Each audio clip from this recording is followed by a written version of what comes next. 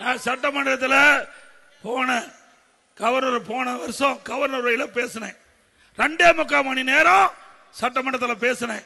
அப்ப முதலமைச்சர் எழுந்திருச்சு, எனக்கு பசிக்குது, என்ன எவ்வளவு நேரம் பேசுவீங்க, இன்னும் 1 மணி நேரம் சேர்த்து பேசணும்.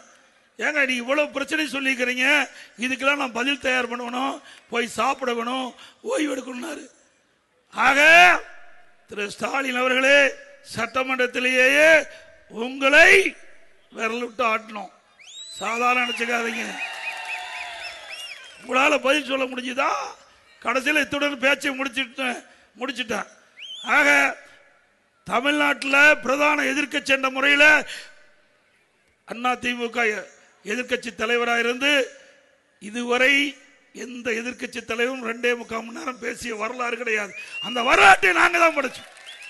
ஒவ்வொரு முறையும் 2 மணி நேரம் எனக்கு கொடுக்கின்ற நேரத்தை விட கூடுதலான நேரம் மக்களுடைய பிரச்சனை பேசணும். எங்களுக்கு மக்கள் வாய்ப்பு கொடுத்திருக்கிறாங்க. பிரதான எதிர்க்கட்சி தலைவர் என்ற முறையில் மக்களுடைய பிரச்சனை பேசுவது எங்களுடைய கடமை. அந்த கடமையை முழுமா செயல்படுத்தணும். அப்ப திமுக இருந்தாரு, திரு ஸ்டாலின் எதிர்க்கட்சி தலைவராக இருந்தாரு, நான் முதலமைச்சர் இருந்தேன்.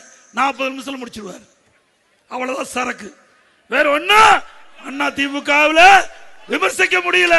அந்த அளவுக்கு சிறப்பான ஆட்சி கொடுத்த அரசாங்கம் அண்ணா திமுக அரசாங்கம்.